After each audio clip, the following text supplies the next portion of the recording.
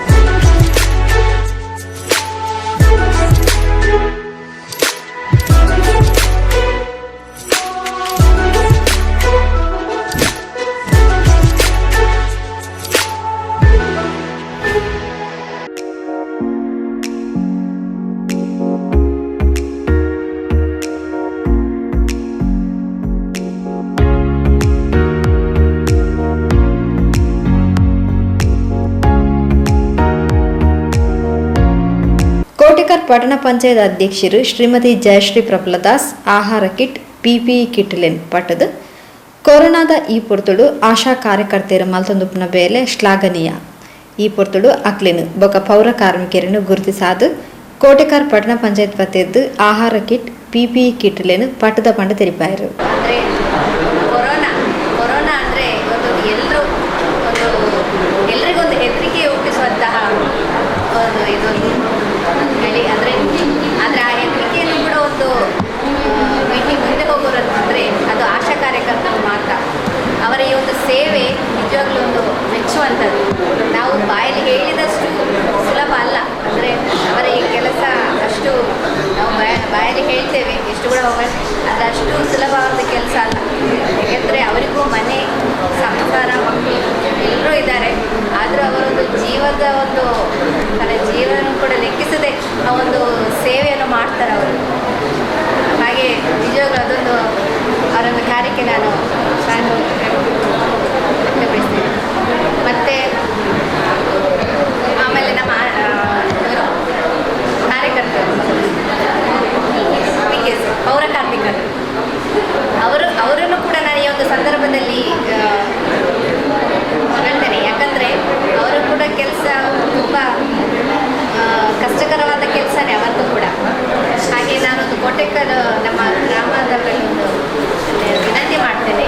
ನಮ್ಮ ಈ ಕೋಟೆಕರ್ ಪಟ್ಟಣ ಪಂಚಾಯತ್ನಲ್ಲಿ ನಿವಾಸಿಗಳಲ್ಲಿ ಅಂದರೆ ಒಂದು ಹಸಿ ಕಸ ಮತ್ತು ಒಂದು ಒಣ ಕಸ ದಯವಿಟ್ಟು ಅದನ್ನೊಂದು ಸಪ್ರೇಟಾಗಿ ಕೊಡಿ. ಯಾಕಂದರೆ ಹಸಿ ಕಸ ಮತ್ತು ಒಣ ಕಸ ಕೊಟ್ಟರೆ ಅಲ್ಲಿ ಮೀನು ತೆಗೆದುಕೊಳ್ಳೋದಿಲ್ಲ. ಆದರೆ ನಮ್ಮ ಕಾರ್ಮಿಕರೇ ಅದನ್ನು ಬೇರ್ಪಡಿಸಬೇಕಾಗ್ತದೆ. ಹಾಗೆ ಪಾಪ ಅವರಿಗೂ ಕಷ್ಟ, ಅವರು ಕೂಡ ನಮ್ಮ ಹಾಗೇನೆ. ಹಾಗೆ ದಯವಿಟ್ಟು ಆದಷ್ಟು ಬೇರೆ ಬೇರೆಯಾಗಿ ಅದನ್ನು ಕಟ್ಟಿಕೊಡಿ, ಹಸಿ ಕಸ ಮತ್ತು ಒಣ ಕಸ ಅಂತ ಹೇಳ್ಕೊಳ್ತಾ ಈ ಒಂದು ಕೋಟೆಕರ್ ಪಟ್ಟಣ ಪಂಚಾಯತ್ನಿಂದ ಆಶಾ ಕಾರ್ಯಕರ್ತರಿಗೂ ಹಾಗೂ ನಮ್ಮ ಪೌರ ಕಾರ್ಮಿಕರಿಗೂ ಒಂದು ಕಿರು ಸೇವೆ ಅವರಿಗೆ ಹಾಗೆ ಅವರ ಜೊತೆ ನಾವು ಕೂಡ ಇದ್ದೇವೆ ಅಂತ ಹೇಳ್ಕೊಳ್ತಾರೆ. ಉಪಾಧ್ಯಕ್ಷರು ಶ್ರೀಮತಿ ಭಾರತಿ ರಾಘವ ಗಟ್ಟಿ ಪಾತೆರೊಂದು ಆಶಾ ಕಾರ್ಯಕರ್ತೆಯರು ಬೊಕ್ಕ ಪೌರ ಕಾರ್ಮಿಕರು ಎಡ್ಡ ರೀತಿಲು ಬೇಲೆನು ಮಲ್ತೊಂದುಲ್ಲೇರು ಪಂಡದು ಉಪಾಧ್ಯಕ್ಷರು ಶ್ರೀಮತಿ ಭಾರತಿ ರಾಘವ ಗಟ್ಟಿ ಮೆಚ್ಚುಗೆಯನ್ನು ಸೂಚಿಸಾಯರು. ಇಂದು ನಮ್ಮ ಪಟ್ಟಣ ಪಂಚಾಯಿತಿಯಿಂದ ಕಿರು ಸೇವೆಯನ್ನು ನಾವು ಸಲ್ಲಿಸ್ತಾ ಇದ್ದೇವೆ. ಎಲ್ಲರೂ ಸೇರಿ ಪಟ್ಟಣ ಪಂಚಾಯತಿನ ಎಲ್ಲ ಸದಸ್ಯರು, ಸ್ಟಾಫ್ಗಳು, ಈ ಅಧಿಕಾರಿಗಳೆಲ್ಲ ಸೇರಿ ನಮ್ಮಿಂದ ಆಗುವಂಥ ಒಂದು ಕಿರು ಸೇವೆಯನ್ನು ನಾವು ಮಾಡ್ತಾ ಇದ್ದೇವೆ. ಇಷ್ಟು ಅಂತಲ್ಲ, ನಮ್ಮಿಂದ ಸಾಧ್ಯವಾದಷ್ಟು.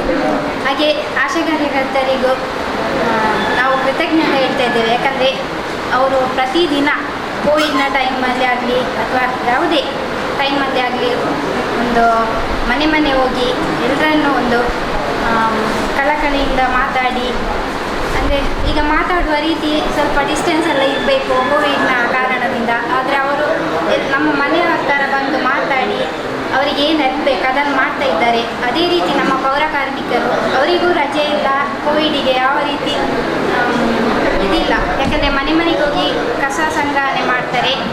ಪ್ರತಿಯೊಬ್ಬರು ನಮ್ಮ ಪಟ್ಟಣ ಪಂಚಾಯಿತಿಯವರು ಎಲ್ಲರೂ ನಾಗರಿಕರು ಎಲ್ಲರೂ ಅವರಿಗೆ ನಮ್ಮಿಂದ ಆಗುವಂಥ ಸಹಾಯವನ್ನು ನಾವು ಮಾಡಬೇಕು. ಹಾಗಾಗಿ ನಾವು ಸಹ ಈ ಪಟ್ಟಣ ಪಂಚಾಯತಿಯಿಂದ ನಮ್ಮಿಂದ ಆಗುವ ರೀತಿಯಲ್ಲಿ ನಾವು ಕಿರು ಸೇವೆಯನ್ನು ಮಾಡಿದ್ದೇನೆ. ಅದೇ ರೀತಿ ಇಲ್ಲಿ ನಾವು ಎಲ್ಲ ಕೌನ್ಸಿಲರ್ ಸೇರಿದ್ದೇವೆ. ಈ ಕಾರ್ಯಕ್ರಮಕ್ಕೆ ಬಂದಂಥ ಎಲ್ಲರಿಗೂ ಶುಭ ಕೋರುತ್ತಾ ಪಟ್ಟಣ ಪಂಚಾಯತ್ ಮುಖ್ಯಾಧಿಕಾರಿ ಶ್ರೀ ಪ್ರಭಾಕರ್ ಪಾಟೀಲ್ ಬೊಕ್ಕ ಸ್ಥಾಯಿ ಸಮಿತಿಯ ಅಧ್ಯಕ್ಷರು ಶ್ರೀ ಮೋಹನ್ ಬಲ್ಯ ಈ ಸಂದರ್ಭದ ಪಾತಿರೇರು. ಕೋಟೆಕರ್ ಪಟ್ಟಣ ಪಂಚಾಯತ್ ವತಿಯದು ಈ ಪ್ರಾಥಮಿಕ ಆರೋಗ್ಯದಿಂದ ಕೋಟೆಕರ್ ಮಕ್ಕಳಿಗೆ ಈ ಆಶಾ ಕಾರ್ಯಕರ್ತರಿಗೆ ಈ ಕಿಟ್ಟು ಕೊರಬನ ಕಾರ್ಯಕ್ರಮ ಅಂತಂದಿಲ್ಲ. ಈ ಆಶಾ ಕಾರ್ಯಕರ್ತರು ಹಿರಿಯಲ್ಲಿಡಬಹುದು ಕೆಟ್ಟ ಕೆಲಸ ಕಾರ್ಯ ಬಂದ್ಬೇಡಿ ಅದಕ್ಕೆ ಮಾತೆಲ್ಲ ಸಲ್ಲಿಸಬಹುದು.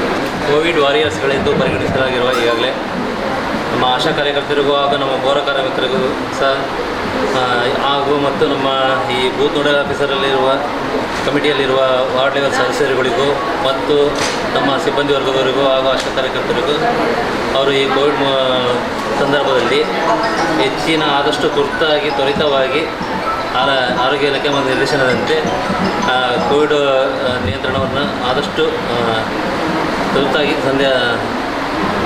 ನಿಯಂತ್ರಣದಲ್ಲಿ ಆದಷ್ಟು ಮತ್ತು ಬೇರೆ ಪ್ರತಿಯೊಂದು ಸಹ ಕರ್ತವ್ಯದಲ್ಲಿ ಸಹ ಅವರು ಸಹಕರಿಸಿರುತ್ತಾರೆ. ಹಾಗೂ ಈ ಸಂಬಂಧವಾಗಿ ನಾನು ನಮ್ಮ ಸಿಬ್ಬಂದಿ ವರ್ಗರಿಗೂ, ವೇದಿಕೆ ಮೇಲಿನ ಅಧ್ಯಕ್ಷರಿಗೂ ಹಾಗೂ ಉಪಾಧ್ಯಕ್ಷರಿಗೂ, ನಮ್ಮ ಸಮಸ್ತ ಸಿಬ್ಬಂದಿ ವರ್ಗದವರಿಗೂ ಹಾಗೂ ಆಶಾ ಕಾರ್ಯಕರ್ತರಿಗೂ ಮತ್ತು ನಮ್ಮ ಪೌರ ಕಾರ್ಮಿಕರು ಸಹ ಈ ಸಂದರ್ಭದಲ್ಲಿ ಧನ್ಯವಾದಗಳನ್ನು ಹೇಳ್ತಾ ಕಿರಿಯ ಅಭಿಯಂತರರು ಶ್ರೀ ದಿನೇಶ್ ಬೊಕ್ಕ, ಪಟ್ಟಣ ಪಂಚಾಯತ್ ಸದಸ್ಯರು, ಸಿಬ್ಬಂದಿರು, ಆಶಾ ಕಾರ್ಯಕರ್ತರು, ಪೌರ ಕಾರ್ಮಿಕರು ಪಾಲ್ಪಡೆದಿದ್ದರು.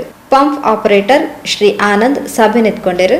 ಕಿರಿಯ ಆರೋಗ್ಯ ನಿರೀಕ್ಷಕರು ಶ್ರೀ ವಿಕ್ರಮ್ ಕುಂದಾಪುರ ಪ್ರಸ್ತಾವನದ ಪಾತ್ರ ಪಂಡದು ಸೊಲ್ಮೆ ಸಂದಾಯರು. ಕಳೆದ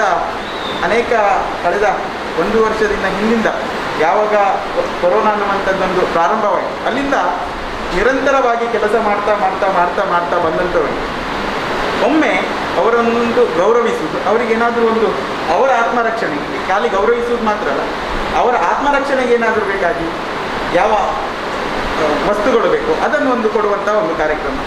ನಾವು ಹೇಳ್ತೀವಿ, ಒಂದು ಶಬ್ದವನ್ನು ಉಲ್ಲೇಖ ಮಾಡ್ತೀವಿ ಎಲ್ಲರಿಗೂ. ಈ ಯಾವ ನಾವೀಗ ಮಾಡಿದ್ದೇವೆ, ಪೌರ ಕಾರ್ಮಿಕರು, ಆಶಾ ವರ್ಕರು, ಇವರಿಗೆಲ್ಲ ಒಂದು ಶಬ್ದದಲ್ಲಿ ಕರೀತಾರೆ, ಗೊತ್ತಾ ಏನಂತ? ವಾರಿಯರ್ ಅಂತಾರೆ, ಕೊರೋನಾ ವಾರಿಯರ್ ಅಂತ. ವಾರಿಯರ್ ಅಂದರೆ ಯಾರು? ಸೇನಾನಿ ಅಂದರೆ ಯಾರು? ಸೈನ್ಯದವರು. ಅಂದರೆ ಈ ಕೊರೋನಾ ವಾರಿಯರ್ ಅಂದರೆ ಯಾಕೆ ಅಂತ ಕೇಳಿದರೆ ಅವರು ಸೇನಾನಿಗಳು. ಇಡೀ ದೇಶದ ಸೈನಿಕರು ಹೇಗೆ ಈಗ ದೇಶದ 24 ಗಂಟೆ ಅವರು ರಕ್ಷಣೆಯಲ್ಲಿರ್ತಾರೆ, ಹಾಗೆ ಸಮಾಜದ ಒಳಗಡೆ ಏನಾದರೂ ತೊಂದರೆ ಆದರೆ ಈ ಕೋವಿಡ್ ಅನ್ನುವಂಥ ಆಪತ್ತು ಬಂದಿದೆ, ಇದರ ರಕ್ಷಣೆಗೆ ಯಾರು ಕೇಳಿದರೆ ನಾವುಗಳು. ಅದಕ್ಕೆ ನಮ್ಮನ್ನು ಸೇನಾನಿಗಳು ಅಂತ ಕರ್ತಾರೆ. ಅಂದರೆ ಆ ಥರ ಗಡಿಯಲ್ಲಿತ್ತು ಹೋರಾಡಬೇಕಂತಿಲ್ಲ, ಒಳಗೆ ನಿಂತು ನಮ್ಮ ಜೀವನ ಅಥವಾ ನಮ್ಮ ಇದನ್ನು ನೋಡಿಕೊಂಡು ಅದರ ಜೊತೆಗೆ ಸಮಾಜದ ಒಳಿತು ಕಾಪಾಡುವಂಥದ್ದು ಅತ್ಯಂತ ಪ್ರಮುಖವಾದದ್ದು. ಈ ಶಬ್ದ ಯಾಕೆ ವಾರಿಯರ್ ಅಂತ ಸೇರಿಸಿದ್ರು ಕೇಳಿದರೆ, ಅದಕ್ಕೆ ಟೈಮ್ ಇಲ್ಲ, 24 ಗಂಟೆಯಲ್ಲಿ ಎಷ್ಟೊತ್ತಿಗೆ ಬೇಕಾದ್ರೂ ಫೋನ್ ಬರ್ಬೋದು. ಅದಕ್ಕೆ ನಾವೆಲ್ಲ ಅಲರ್ಟ್ ಆಗಿರಬೇಕು.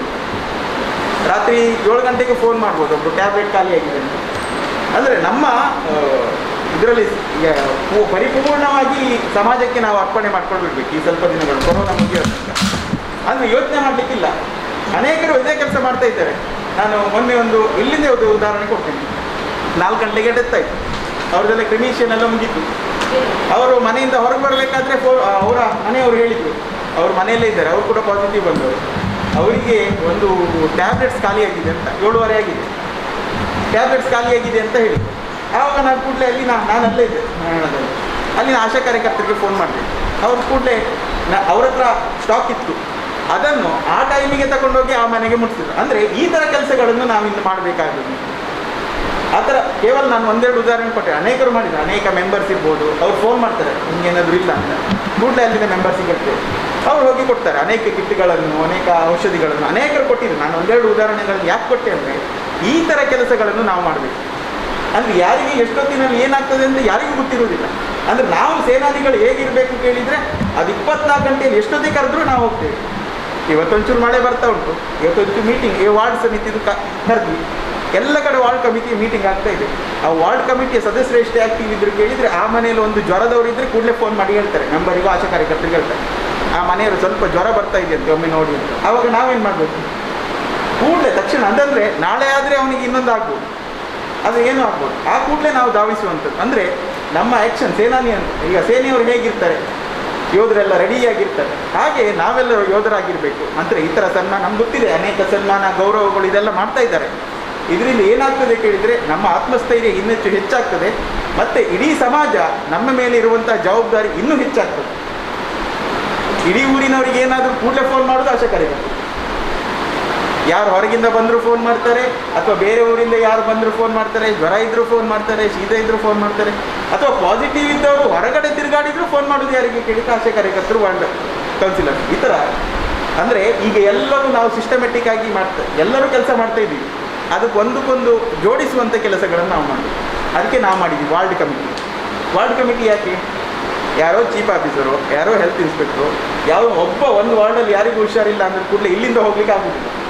ಆ ವಾರ್ಡ್ ಕಮಿಟಿಯವರು ಇರ್ತಾರೆ, ಅಲ್ಲೇ ಅವರ ಮನೆ ಸುತ್ತಮುತ್ತ ಇರ್ತಾರೆ. ಅವನಿಗೆ ಏನಾದರೂ ಪ್ರಾಬ್ಲಮ್ ಆದರೆ ಕೂಡಲೇ ಅಲ್ಲಿ ಹೋಗ್ತಾರೆ. ಅಂದರೆ ನಮಗಿರುವಂಥದ್ದು ಈಗ ಅವನಿಗೆ ಕ್ವಿಕ್ ರೆಸ್ಪಾನ್ಸ್ ಕೊಡುವಂಥದ್ದು. ಯಾವನು ಒಬ್ಬ ಮನೆಯಲ್ಲಿದ್ದವನಿಗೆ ಮುಟ್ಲಿಕ್ಕೆ ಆಗೋದಿಲ್ಲ. ಹಾಗಾಗಿ ಇಡೀ ಒಂದು ಸಿಸ್ಟಮ್, ಅದಕ್ಕೆ 17 ವಾರ್ಡ್ಗಳು, ಆ ವಾರ್ಡಿಗೆ ವಾರ್ಡ್ ಕಮಿಟಿಗಳು. ಆ ವಾರ್ಡ್ ಕಮಿಟಿ ಎಷ್ಟು ಆ್ಯಕ್ಟಿವ್ ಆಗಿರ್ತಾರೆ ಅಷ್ಟು ನಾವು ಅದನ್ನು ನಿಗ್ರಹ ಮಾಡ್ಬೋದು. ಕೋವಿಡನ್ನು ಅನೇಕ ಮನೆಗಳಲ್ಲಿ ಇರ್ಬೋದು, ನಮ್ಗೆ ವಿಷಯನೇ ಗೊತ್ತಿರೋದಿಲ್ಲ ಕೆಲವರಿಗೆ ಜ್ವರ, ಆ ವಾರ್ಡ್ ಕಮಿಟಿಯವರು ಹೇಳ್ತಾರೆ. ಯಾಕಂದರೆ ಹೆಚ್ಚಿನವರಿಗೆ ನಮಗೆ ಯಾವಾಗ ಬರ್ತದೆ ಈ ವಿಷಯ, ಅವನು ನೋಡಿ ಟೆಸ್ಟ್ ಮಾಡಿ ಪಾಸಿಟಿವ್ ಬಂದ ಕೂಡಲೇ ನಮಗೆ ಗೊತ್ತಾಗುತ್ತೆ. ಅವನು ಆಸ್ಪತ್ರೆಗೆ ಹೋಗಬೇಕಾದ್ರೆ 4-5 ದಿನ ಆಗಿರ್ತದೆ. ಅವನು ಪ್ಯಾರಾಸಿಟಮಾಲೋ ಡೋಲೋ ಏನಾದರೂ ತಗೊಂಡು ತಿಂತಾ ಇರ್ತಾನೆ. ಅಂದರೆ ಇದಲ್ಲ, ಅವನು ಗೊತ್ತಾದರೂ ಕೂಡ ಅವನನ್ನು ಕಳಿಸ್ಬೇಕು. ಅದು ಎಲ್ಲಿ ನಾವು ಡಿಟೆಕ್ಟ್ ಮಾಡ್ತೀವಿ ಅತಿ ಬೇಗ, ಮತ್ತು ಪ್ರಾಥಮಿಕ ಸಂಪರ್ಕ ಹೆಚ್ಚಿದ್ದು. ಈಗ ಒಬ್ಬ ವ್ಯಕ್ತಿದು ಅವನಿಗೆ ಏನಂತಾನೆ, ಅವನ ಮನೆಯಲ್ಲಿದ್ದವ್ರು ಮಾತ್ರ ಪ್ರಾಥಮಿಕ ಸಂಪರ್ಕ, ಅದಲ್ಲ. ಅವನಿಗೆ ಪಾಸಿಟಿವ್ ಬಂದ ಮುಂಚೆ ಅವನು 15 ನಿಮಿಷಗಳ ಕಾಲ ಯಾರೊಟ್ಟಿಗೆ ನಿಕಟ ಸಂಪರ್ಕದಲ್ಲಿದ್ದಾನೋ 15 ನಿಮಿಷಕ್ಕಿಂತ ಮಾತಾಡಿದ್ದಾನೆ, ಅದು ಕೇವಲ ಅವನ ಮನೆ ಅಂತಿಲ್ಲ, ಆಚೆ ಮನೆ ಹೋಗಿ ಬಂದಿರ್ತಾರೆ, ಅವರು ಕೂಡ ಪ್ರೈಮರಿ ಕಾಂಟ್ಯಾಕ್ಟ್ ಆಗ್ತಾರೆ. ಅಂದರೆ ಈ ವಿಷಯ ನಮ್ಗೆ ಗೊತ್ತಿರುವುದಿಲ್ಲ. ಯಾಕೆಂದರೆ ಆಶಾ ಕಾರ್ಯಕರ್ತರ ಮನೆ ಒಂದು ಕಡೆ, ಆ ಪಾಸಿಟಿವ್ ಬಂದೊಂದು ಇನ್ನೊಂದು ಕಡೆ. ಹಾಗಾಗಿ ಅವನ ಮನೆಗೆ ಹೋಗಿ ಕೇಳಿದಾಗ ನೀನು ಯಾರೊಟ್ಟಿಗೆ ಮಾತಾಡಿದ್ದು ಕೇಳಿದಾಗ ಅವ್ರೇನಂತಾರೆ, ಇಲ್ಲ ನಾನು ಎಲ್ಲೂ ಹೋಗಿಲ್ಲ, ಮನೆಯಲ್ಲೇ ಇದ್ದೆ, 4 ಮನೆಯಲ್ಲೂ ಮಾತ್ರ ಆಗ್ತೇನೆ. ಅಂದರೆ ಆ ಮನೆಯ ಸುತ್ತಮುತ್ತ ಅಥವಾ ಆ ವಾರ್ಡ್ ಕಮಿಟಿಯಲ್ಲಿ ಇರ್ತಾರಲ್ಲ, ಅವರೊಟ್ಟಿಗೆ ಕೇಳಿದಾಗ ಅವ್ರು ಹೇಳ್ತಾರೆ, ಇಲ್ಲ ಅವನು ಈ ಮನೆಗೆ ಹೋಗಿದ್ದಾನೆ, ಅವನ ಮನೇಲಿ ಮಾತಾಡಿದ್ದಾನೆ. ಅಂದರೆ ಈ ಥರ ನಮ್ಮ ವಿಷಯದ ಗ್ರಹಿಕೆ ಇದೆಯಲ್ಲ ಅದು. ಮತ್ತು ನಮ್ಮೊಂದು ಫಾರ್ಮೆಟ್ ಇದೆ, ಅದನ್ನು ನಾವು ಇನ್ನೂ ಫಿಲ್ ಮಾಡಬೇಕಾಗುತ್ತೆ ಮುಂದಿನ ದಿನ. ನಮ್ಮ ವಾರ್ಡಲ್ಲಿ ಟೋಟಲ್ ಜನಸಂಖ್ಯೆ ಎಷ್ಟು, 45 ವರ್ಷ ಮೇಲ್ಪಟ್ಟವರು ಎಷ್ಟು, 60 ವರ್ಷ ಮೇಲ್ಪಟ್ಟವರು ಎಷ್ಟು. ಅಂದರೆ ಇದೆಲ್ಲ ಡಾಕ್ಯುಮೆಂಟ್ರಿ ನಮ್ಮ ಹತ್ರ ಇದೆ. ಅದರಲ್ಲಿ ಫಸ್ಟ್ ಡೋಸ್ ಯಾರ್ದಾಗಿದೆ, ಸೆಕೆಂಡ್ ಡೋಸ್ ಯಾರ್ದಾಗಿದೆ, ಯಾರ್ದು ಇದ್ದಿದ್ದಾರೆ, ಇನ್ನೆಲ್ಲ ಬರ್ತದಲ್ಲ ಬೇರೆ ಬೇರೆ ವಿಧದಲ್ಲಿ ಅವರ ಕ್ಯಾಟಗರಿ ಮಾಡಬೇಕು. ಅಂಥದ್ರಲ್ಲಿ ನಾವೆಲ್ಲ ಇದನ್ನು ಕ್ರೋಢೀಕರಿಸಬೇಕು. ಅದನ್ನು ನಮ್ಮ ಒಬ್ಬರ ಹತ್ರ ಆಗೋದಿಲ್ಲ. ಮತ್ತೆ ಹೇಳ್ತಿದ್ದೇನೆ, ಯಾರು ಪಂಚಾಯತು, ಆಶಾ ಕಾರ್ಯಕರ್ತರು, ಹೆಲ್ತ್ ಡಿಪಾರ್ಟ್ಮೆಂಟ್ ಒಬ್ಬರ ಹತ್ರ ಆಗೋದು. ಇದಕ್ಕೋಸ್ಕರ ನಾವು ವಾರ್ಡ್ ಕಮಿಟಿ ಮಾಡಬೇಕು. ಎಲ್ಲರನ್ನು ಸೇರಿಕೊಂಡು ಅದರಲ್ಲಿ ಚರ್ಚೆ ಮಾಡಿ ಆ ಮೆಂಬರ್ಸ್ ಹತ್ರ ಕೇಳಿ ಇದನ್ನೆಲ್ಲ ಮಾಡ್ತಾ ಒಂದು ಯಶಸ್ವಿಯಾಗಿ ಕೊರೋನಾವನ್ನು ನಾವು ನಿರ್ಮೂಲನೆ ಮಾಡ್ಬೋದು. ಒಂದು ವ್ಯವಸ್ಥಿತವಾಗಿ ಮತ್ತು ಅತ್ಯಂತ ಸಿಸ್ಟಮೆಟಿಕ್ ಆಗಿ ನಾವು ಕೆಲಸಗಳನ್ನು ಮಾಡಿದಾಗ ಎಲ್ಲವನ್ನು ನಿಗ್ರಹ ಮಾಡ್ಬೋದು ಅಂತ ಒಂದು ಆಶಾವಾದ. ಮತ್ತು ಕಳೆದ 1 ವರ್ಷದಿಂದ ನಿರಂತರವಾಗಿ ನೀವು ಶ್ರಮಿಸ್ತಾ ಇದ್ದೀರಾ, ನೀವು ಕೆಲಸಗಳನ್ನು ಮಾಡಿದ್ದೀರಾ. ಅದಕ್ಕೋಸ್ಕರ ಇನ್ನೊಮ್ಮೆ ಪಂಚಾಯತ್ ಕಡೆಯಿಂದ ನಿಮಗೆಲ್ಲರಿಗೂ ಧನ್ಯವಾದವನ್ನು ಅರ್ಪಿಸ್ತೇವೆ. ಮುಂದೆ ಕೂಡ ಎಲ್ಲರೂ ಒಟ್ಟಾಗಿ ವಾರ್ಡ್ ಕಮಿಟಿಯ ಮೂಲಕ ಕೆಳಗಡೆ ಮನೆಗೆ ಹೋಗಿ ಅವರನ್ನು ಚೆಕ್ ಮಾಡಿ, ಜ್ವರ ಇದ್ದವರನ್ನು ಕೂಡಲೇ, ಆ ವ್ಯಕ್ತಿಗೆ ಜ್ವರ ಇದ್ದು ಕೂಡಲೇ ಅದನ್ನು ಡಿಟೆಕ್ಟ್ ಮಾಡಿ ಕೊರೋನಾವನ್ನು ಆದಷ್ಟು ಬೇಗ ನಿರ್ಮೂಲನೆ ನಾವೆಲ್ಲರೂ ಒಟ್ಟಾಗಿ ಸೇರಿ ಮಾಡುವಂಥ ಈ ಪ್ರಾಸ್ತಾವಿಕವನ್ನು ಮಾಡ್ತೇವೆ. ಮತ್ತು ಇವತ್ತು ಕೇವಲ ದಿನಸಿ ಇದನ್ನು ಮಾತ್ರ ಕೊಡುವಂಥದ್ದಲ್ಲ. ನಾವು ಹೇಳ್ಬೋದು ನೀವು ಮಾಡಿ ಅನ್ನೋಂಥದ್ದಲ್ಲ. ನೀವು ಮಾಡಬೇಕಾದ್ರೆ ನಿಮ್ಮ ಆತ್ಮರಕ್ಷಣೆ ಕೂಡ ಬೇಕಲ್ಲ. ಅದಕ್ಕೋಸ್ಕರ ನಾವು ಇವತ್ತು ಕಿಟ್ಟಿನ ಜೊತೆಗೆ ಆತ್ಮರಕ್ಷಣೆ ಯಾವುದೆಲ್ಲ ಬೇಕು, ಮಾಸ್ಕ್, ಸ್ಯಾನಿಟೈಸರ್, ಈ ಥರ ಒಂದು ಎಮರ್ಜೆನ್ಸಿಗೆ ಬೇಕಾದಾಗೆ PPE ಕಿಟ್, ಇದನ್ನೆಲ್ಲ ಇವತ್ತು ಪಂಚಾಯತ್ ಕಡೆಯಿಂದ ನಿಮಗೆ ಕೊಡುವಂಥ ವ್ಯವಸ್ಥೆಯನ್ನು ಮಾಡಿ. ಮುಂದೆ ಈ ಥರ ಸೇರಿ ನಿಮಗೇನಾದರೂ ಬೇಕು ಅಥವಾ ನಿಮಗೇನಾದರೂ ಅಗತ್ಯವಿದ್ದಲ್ಲಿ ಖಂಡಿತ ನಮ್ಮೆಲ್ಲ ಸದಸ್ಯರು ಪಂಚಾಯತ್ ಸೇರಿಕೊಂಡು, ಯಾಕೆಂದರೆ ನಾವೆಲ್ಲ ಒಟ್ಟಾಗಿ ಕೆಲಸ ಮಾಡೋದ್ರಿಂದ ಯಾವುದಾದ್ರೂ ತೊಂದರೆಗಳಿದ್ದರೆ ಅಥವಾ ಏನಾದರೂ ಸಮಸ್ಯೆಗಳಿದ್ದರೆ ನಮ್ಮ ಜೊತೆ ಕೂತು ನಮಗೇನಾದರೂ ಸಮಸ್ಯೆ ಇದೆ ನಿಮಗೆ ಹೇಳಿ, ಒಟ್ಟಾಗಿ ಕೆಲಸಗಳನ್ನು ಮಾಡುವಂಥದ್ದು. ನಿಮ್ಮೆಲ್ಲ ಸಮಸ್ಯೆ ಅಥವಾ ಇದಕ್ಕೆ ನಾವು ಆದಷ್ಟು ಸ್ಪಂದನೆಗಳನ್ನು ಕೊಡ್ತೀವಿ, ನಿಮ್ಮ ಜೊತೆಗೆ ಇರ್ತೀವಿ ಅನ್ನುವಂಥ ಭರವಸೆಯನ್ನು ಕೂಡ